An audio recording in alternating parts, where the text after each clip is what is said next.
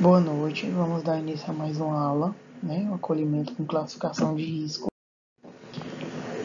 O atendimento aos portadores de quadros agudos, que é o que a gente aprendeu na aula anterior, de natureza clínica, traumática ou psiquiátrica, devem ser prestados por todas as portas de entrada do SUS, ou seja, pelo conjunto das unidades básicas de saúde, suas equipes de programa de saúde da família, pelas unidades de atendimento pré-hospitalar fixas e móveis e pelas unidades hospitalares, possibilitando a resolução dos problemas de saúde dos pacientes ou transportando-os responsavelmente a um serviço de saúde hierarquizado e regular.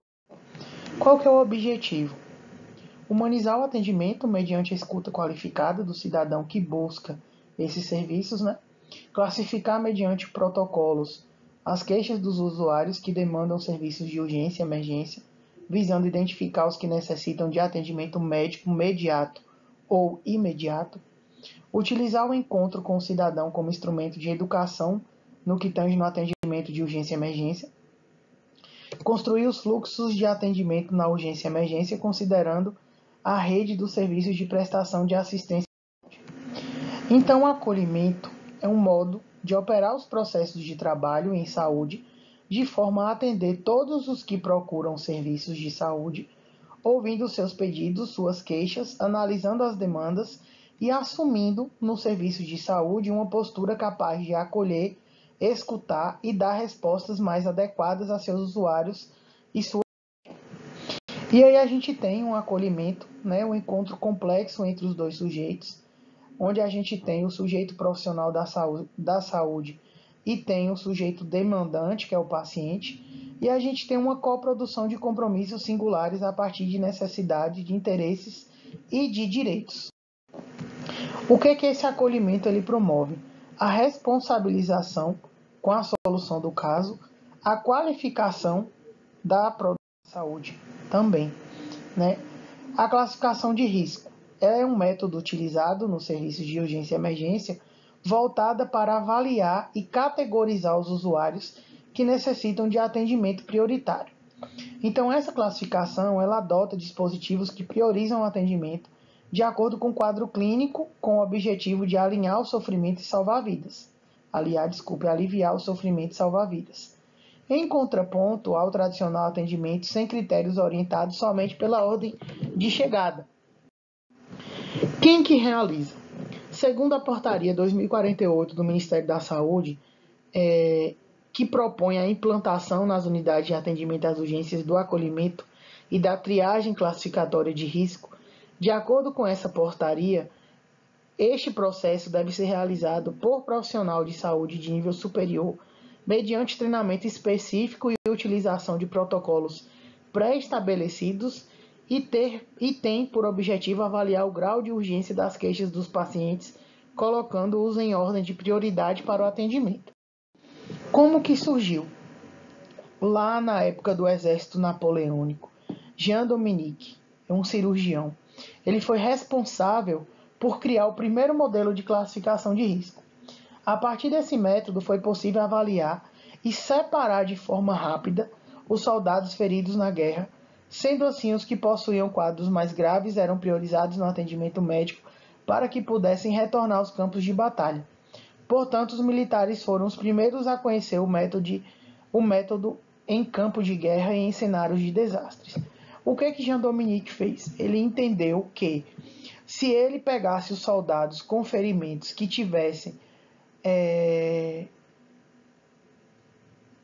uma possibilidade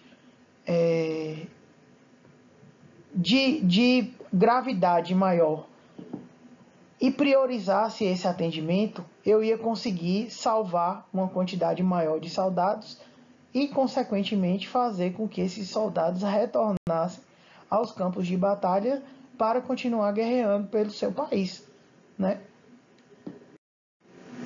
Quais as vantagens de aplicar um método, que vai estratificar, que vai triar esses pacientes? A organização, a eficiência, a redução de óbitos e o atendimento. Os usuários eles são identificados nos protocolos de classificação por cores ou níveis de acordo com a sua gravidade clínica. Em geral, são utilizados 5 níveis de cores nos principais métodos de classificação de risco ou triagem. Eu vou falar dos 4 principais protocolos, que é a escala de triagem australiana, o índice de gravidade da emergência, a escala canadense de triagem e acuidade e o protocolo de Manchester. Então, a escala de triagem australiana é um protocolo com base em tempo máximo para atendimento e em cores, e foi criado na Austrália por volta de 1970. A Faculdade de Medicina da Austrália, em 1990, adotou como sistema oficial de triagem. Os fatores determinantes avaliados pelos enfermeiros vão de sintomas a parâmetros clínicos comportamentais. Essa escala de triagem australiana, ela é separada por categorias. Então a gente tem a categoria 1, 2, 3, 4 e 5, onde a categoria 1, o paciente corre risco de vida, esse atendimento é imediato. A categoria 2, o risco de vida é iminente, o paciente deve ser atendido em até 10 minutos. A categoria 3, existe potencial ameaça à vida, o atendimento médico pode esperar até meia hora. A categoria 4, casos potencialmente sérios, tempo máximo até atendimento de 1 hora. E a categoria 5 são pacientes emergentes. Aí a gente tem o índice de gravidade de emergência. É um protocolo usado nos Estados Unidos desde 1999. Esse método ele é baseado num fluxograma específico utilizado para definir a classificação prioritária de cada paciente. As instituições devem decidir o tempo de espera que não é determinado pelo protocolo.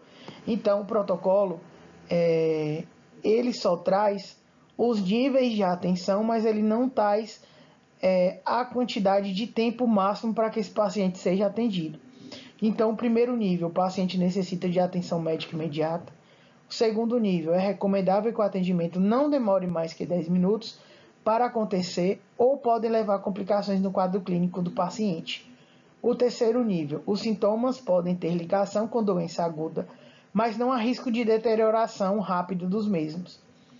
O quarto nível, são queixas de ordem crônica, mas não apresenta risco à função dos órgãos vitais. E o quinto nível, pacientes estáveis sem necessidade de recurso. A gente tem a escala canadense de triagem e acuidade, que ela foi descrita pela primeira vez lá na década de 90. Esse protocolo canadense ele visa um tempo-alvo e utiliza cores no seu nivelamento. Então, azul, reanimação imediata, vermelho, emergente, 15 minutos, amarelo, urgente, 30 minutos, verde, menos urgente, 60 minutos e branco, não urgente, 120 minutos. E temos o protocolo de Manchester, né, que é o que é utilizado na grande maioria dos países. Tá? O sistema Manchester de classificação de risco ele foi desenvolvido por Manchester Royal, esse médico e professor. No Manchester Royal, pelo médico e professor Kevin e sua equipe em 1994. Em 98, o National Health System passou a recomendá-lo aos hospitais do Reino Unido. Atualmente ele é utilizado em mais de 25 países. Essa metodologia identifica rapidamente os pacientes com risco de morte e os pacientes estáveis, organizando-os de maneira a atender primeiro os que mais necessitam. Qual que é a importância desse protocolo? Tendo em vista a superlotação do serviço de urgência, torna-se essencial um sistema de classificação que organize esses pacientes de acordo com a necessidade que eles possuem, ou seja, de acordo com a necessidade de maior urgência clínica do paciente. A intenção não é estabelecer uma presunção diagnóstica, mas identificar os casos em que há maior risco de morte, perda de órgão e ou função para o paciente. Além disso, o método ajuda a definir qual a área mais adequada para tratar o paciente no serviço de urgência e emergência, auxiliando também na organização dos processos assistenciais. Quais as vantagens do protocolo de Manchester? Maior segurança do paciente, maior segurança das instituições de saúde, redução entre médicos, redução de divergências, né, entre médicos e enfermeiros, organização e redução do número de óbitos. Como que funciona? Como que funciona?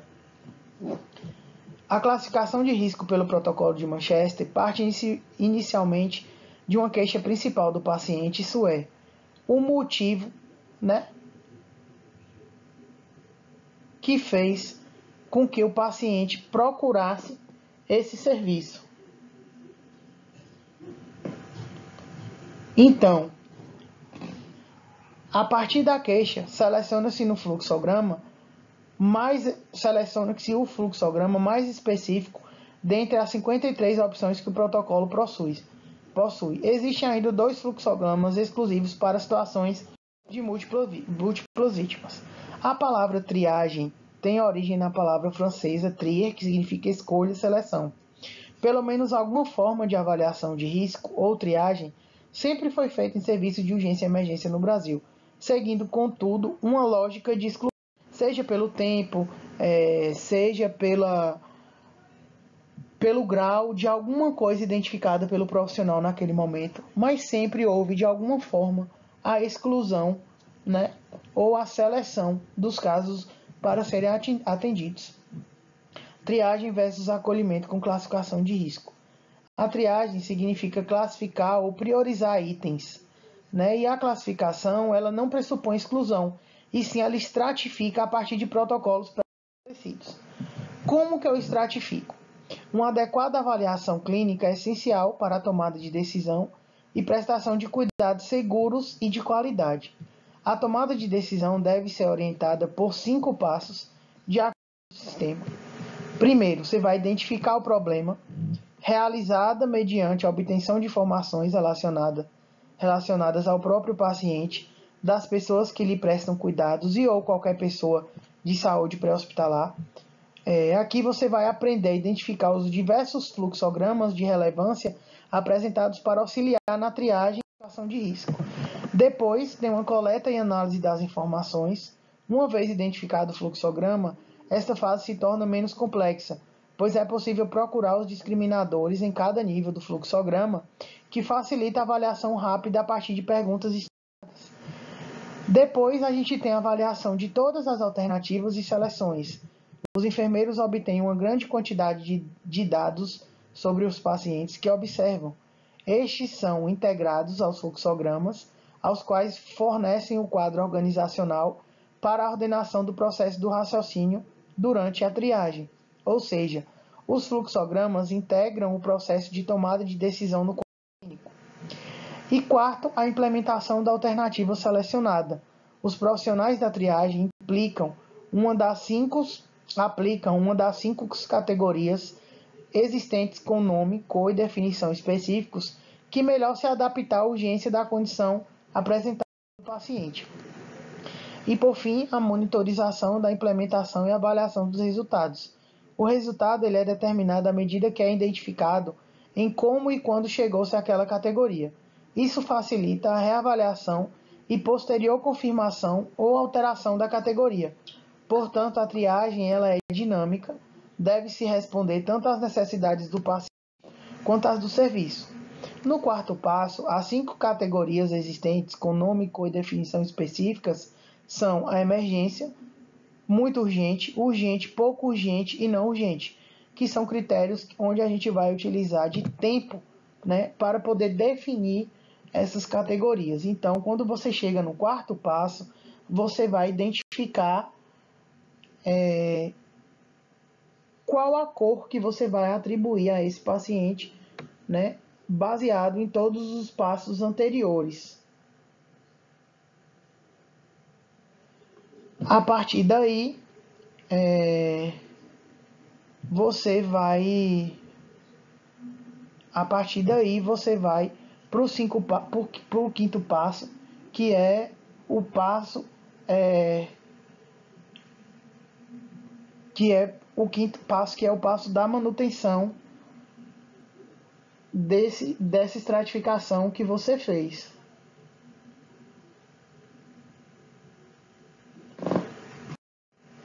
Fluxogramas de Manchester. Todos os 57 fluxogramas de decisão do protocolo possuem discriminadores que estão distribuídos nas prioridades clínicas conforme grau de gravidade. Esses discriminadores possuem uma definição prévia baseados nas boas práticas da urgência e emergência e devem ser observados ou mensurados ou investigados.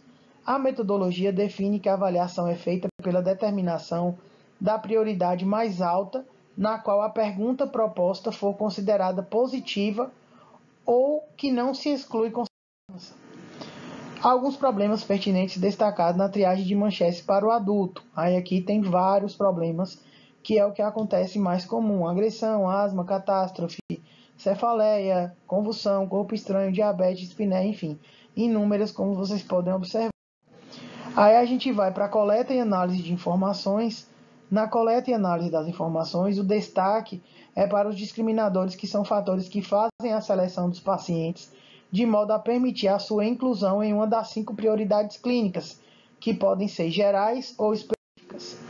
Os discriminadores gerais se aplicam a todos os pacientes, independentemente da condição que apresente e surge repetidamente ao longo dos fluxogramas. E os discriminadores específicos nos remetem aos casos individuais ou a pequenos grupos de apresentações e tendem a se relacionar com características chaves de condições particulares. Por exemplo, dor aguda é um discriminador geral, dor precordial é um discriminador específico. Os discriminadores gerais são uma característica recorrente dos fluxogramas, que por essa razão precisamos entender cada um deles detalhadamente a fim de termos uma boa compreensão do método de triagem: risco de morte, dor, hemorragia, nível de consciência, temperatura e equipamento. O risco de morte reconhece que qualquer perda ou ameaça das funções vitais, via aérea, respiração e circulação, coloca o paciente no primeiro grupo de prioridades, detalhado no fluxograma apresentado na sequência da sessão. Dor. Todas as avaliações de triagem devem incluir uma avaliação da dor. A dor severa indica uma dor intolerável, significativa e insuportável. Qualquer paciente com grau de dor inferior a este deve, por exclusão, salvo se existir outros discriminadores que surjam maior gravidade, no mínimo, ser colocado na prioridade pouco urgente e não na prioridade não urgente. A gente tem a escala de dor, né, onde a gente vai, através da face, procurar entender e observar esse paciente para poder ter uma noção da gravidade da dor. Hemorragia apresenta-se de várias formas, principalmente, mas não exclusivamente, na que envolve traumatismo. Os discriminadores de traumatismo são exsanguinante, grande hemorragia incontrolável ou pequena hemorragia incontrolável. A tentativa de controlar com sucesso a hemorragia por compressão determina a gravidade da mesma. De modo geral, uma hemorragia contínua tem maior prioridade clínica.